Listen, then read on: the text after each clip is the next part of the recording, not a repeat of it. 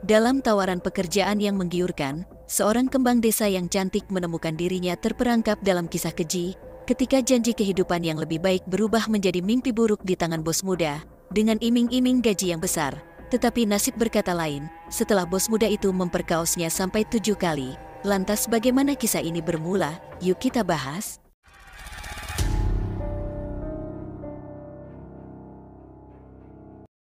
Saya perkenalkan wanita bernama Rosmaria Sitanggang, yang akrab dipanggil Rosmaria, berusia 22 tahun. Dia adalah seorang wanita cantik yang lahir dan besar di desa Silumboyak, Kecamatan Simpatnempu Hulu, Kabupaten Dairi, Sumatera. Sejak kecil, dia dibesarkan dalam keluarga yang mengalami kesulitan ekonomi.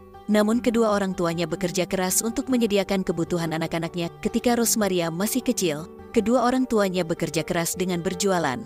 Namun, kehidupan Rosmaria berubah memilukan ketika kedua orang tuanya meninggal karena sakit saat dia masih muda. Setelah kepergian orang tuanya, dia diurus oleh kakak kandungnya. Di mata tetangga-tetangganya, Rosmaria dikenal sebagai wanita yang anggun, cantik, lembut, dan sangat ramah. Tidak mengherankan banyak pria yang tertarik pada kecantikan Rosmaria. Bahkan, penduduk di desa tersebut memberikan julukan istimewa kepada Rosmaria, yaitu kembang desa. Setelah lulus dari SMA, Rosmaria bekerja sebagai karyawan di kota Medan. Namun, karena merasa tidak nyaman dengan pekerjaannya di sana, akhirnya Rosmaria memutuskan untuk merantau ke Jakarta dengan harapan mendapatkan kehidupan yang lebih baik. Dia berharap bahwa dengan bekerja di luar kampung halamannya, dia dapat membantu memperbaiki kondisi ekonomi keluarganya. Pada tahun 2015, Rosmaria diajak oleh kakak kandungnya untuk merantau ke Malaysia dan bekerja sebagai pembantu rumah tangga. Ternyata, kakak kandung Rosmaria telah berada di Malaysia sejak beberapa tahun sebelumnya.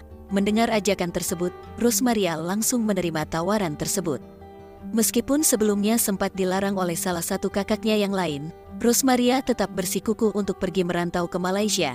Dia menjelaskan kepada kakaknya bahwa dia sudah tidak ingin hidup dalam kemiskinan lagi dan ingin merubah keadaan ekonomi keluarganya. Namun, karena Rosmaria tidak memiliki cukup uang untuk mengurus visa dan membeli tiket penerbangan ke Malaysia, akhirnya dia memutuskan untuk pergi melalui jalur ilegal, tanpa prosedur resmi.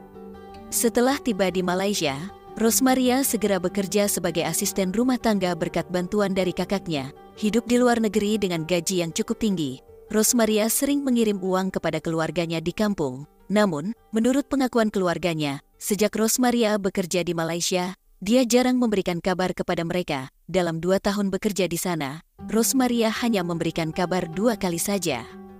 Sementara itu, selama tinggal di Malaysia, Rosmaria berkenalan dengan seorang pria bernama Leo, yang juga merupakan warga negara Indonesia tetapi telah lama tinggal di negara tersebut. Tidak diketahui dengan pasti di mana mereka berkenalan. Namun yang pasti, sejak berkenalan dengan Leo, pemuda itu terus-menerus mengajak sang wanita cantik untuk bekerja di sebuah kafe sebagai pramusaji. Leo menjelaskan bahwa gaji sebagai pramusaji akan jauh lebih besar dibandingkan dengan gaji Rosmaria saat itu sebagai asisten rumah tangga. Terus dibujuk oleh pemuda tersebut. Lama-kelamaan membuat Rosmaria mulai tergiur dengan tawaran tersebut. Tanpa berpikiran buruk, Rosmaria akhirnya menerima tawaran pekerjaan yang diberikan oleh Leo. Dia memilih untuk mengundurkan diri dari pekerjaannya sebagai asisten rumah tangga. Singkat cerita, setelah mengundurkan diri dari pekerjaannya, Rosmaria mendatangi lokasi kafe yang diberitahukan oleh Leo untuk pekerjaan barunya. Namun, setibanya di lokasi tersebut, kafe tersebut ternyata sudah lama tidak beroperasi. Setelah menyelidiki lebih lanjut, ternyata kafe yang dijanjikan oleh Leo merupakan sebuah kasino, alias tempat judi yang dioperasikan oleh Leo dan teman-temannya. Setelah mengetahui hal tersebut, Rosmaria langsung meminta izin kepada Leo untuk mengundurkan diri saja.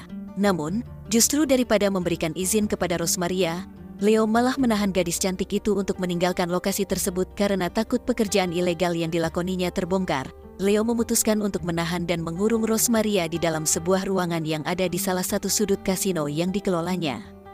Selama disekap oleh Leo, diketahui pemuda itu seringkali menggagahi Rosmaria berulang kali. Namun, saat itu Rosmaria terus melakukan perlawanan sehingga memancing kemarahan dari Leo karena terus-menerus memberontak. Akhirnya, Leo memutuskan untuk menghabisi nyawa Rosmaria. Setelah merasa Rosmaria sudah meninggal dunia, Leo kemudian berinisiatif untuk menghilangkan jejak kelakuannya dengan cara menyembunyikan jasad Rosmaria. dia memasukkan tubuh tidak bernyawa itu ke dalam sebuah koper berukuran besar. Koper tersebut dibiarkan tergeletak begitu saja di sebuah ruangan yang tadinya digunakan untuk menyekap Rosmaria. 2 hari kemudian, atau pada dini hari, Leo membawa koper tersebut untuk dibuang di salah satu tempat sampah umum yang lokasinya tidak jauh dari lokasi tempat Leo. Beberapa jam kemudian, setelah koper itu dibuang, salah seorang warga yang kebetulan berjalan kaki di daerah tersebut mencium bau yang tidak sedap dari sebuah koper yang tergeletak begitu saja di pinggir jalan. Merasa curiga dengan bau tidak sedap tersebut, dia pun nekat untuk membuka koper tersebut. Ketika koper berhasil dibuka, dia sangat terkejut karena menemukan sesosok wanita cantik yang terlilit kabel dan meringkuk kaku di dalamnya. Dia kemudian meminta bantuan kepada warga sekitar untuk melaporkan penemuan tersebut dengan menghubungi aparat kepolisian setempat. Setelah mendapatkan informasi mengenai penemuan tersebut, aparat kepolisian pun bergegas mendatangi lokasi yang sudah diberikan oleh warga. Setibanya di sana, aparat kepolisian langsung menginterogasi saksi mata yang menemukan koper tersebut.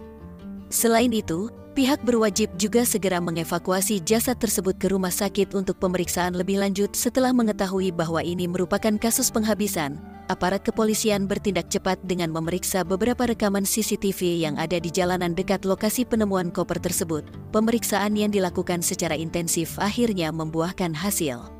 Berdasarkan rekaman CCTV yang diperoleh, aparat kepolisian menjelaskan bahwa pada dini hari terlihat seorang pria yang kemudian diidentifikasi sebagai Leo sedang berjalan kaki membawa sebuah koper yang akhirnya digeletakkan begitu saja di tempat pembuangan sampah. Dari rekaman CCTV itu juga, aparat kepolisian berhasil menemukan lokasi di mana Leo pertama kali keluar dengan membawa koper tersebut.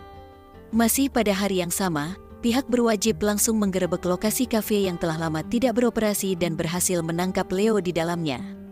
Setelah digiring menuju ke kantor polisi untuk dimintai keterangan, dalam proses interogasi yang dilakukan oleh pihak kepolisian Malaysia, Leo tidak dapat mengelak dan langsung mengakui semua perbuatannya di hadapan tim penyidik. Dia mengaku bahwa telah lama menahan dan mengurung Rosmaria di salah satu sudut ruangan yang ada di lokasi kasino ilegal yang dijalankannya bersama dengan teman-temannya. Leo menjelaskan bahwa dia berkenalan dengan Rosmaria pada bulan Agustus dan terus-menerus merayu gadis itu agar mau bekerja untuknya. Beberapa minggu kemudian, atau tepatnya pada akhir Agustus, Rosmaria akhirnya datang ke kasinonya untuk bekerja pertama kalinya. Namun, ketika sampai di sana dan mengetahui bahwa itu bukanlah kafe seperti yang dijanjikan oleh Leo, Rosmaria memilih untuk mengundurkan diri dan tidak mau bekerja untuk Leo. Hal ini membuat Leo emosi, dan sejak saat itu, dia langsung menahan dan mengurung Rosmaria agar tidak meninggalkan lokasi dengan alasan takut bisnis ilegal yang dibangun bersama rekannya dilaporkan kepada pihak kepolisian Malaysia. Diperkirakan sejak akhir Agustus tahun 2017 hingga tanggal 13 Oktober tahun 2017, Leo terus-menerus mengurung dan mengencerit Rosmaria hampir setiap hari. Selain itu, Leo juga mengaku telah menahan paspor dan identitas Rosmaria selama pengurungan tersebut.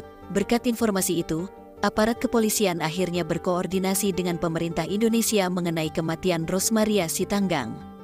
Jenazah Rosmaria sempat ditahan selama 55 hari karena pihak keluarga tidak mampu membawa jasad tersebut kembali ke Indonesia. Sementara pihak pemerintah Indonesia tidak dapat membantu karena Rosmaria meninggalkan Indonesia tanpa menggunakan jalur resmi. Warga di kampung halaman Rosmaria yang mengetahui hal tersebut sepakat untuk mengumpulkan uang demi memulangkan jasad gadis cantik itu kembali ke kampung halamannya. Setelah uang berhasil dikumpulkan, akhirnya jasad Rosmaria Sitanggang berhasil dibawa pulang ke kampung halamannya. Sementara itu, aparat kepolisian Malaysia akhirnya menetapkan Leo, yang merupakan warga negara Indonesia, sebagai tersangka dalam kasus penghabisan yang menimpa Rosmaria Sitanggang.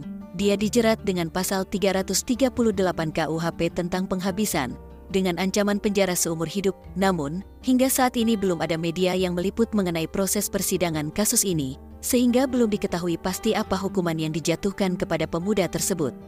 Pesan dari cerita di atas adalah pentingnya kesadaran akan resiko menjalin hubungan dengan orang yang tidak dikenal secara hati-hati. Kisah Rosmaria mengingatkan kita akan pentingnya keamanan pribadi dan waspada terhadap tawaran yang terlalu baik untuk menjadi kenyataan. Selain itu, cerita ini menyoroti urgensi penegakan hukum dan perlindungan terhadap korban kejahatan, serta pentingnya dukungan keluarga dan solidaritas komunitas dalam menghadapi tragedi. Bagaimana tanggapan kalian? Siapakah yang salah dalam cerita ini? Silakan komen di bawah, serta jangan lupa like dan subscribe.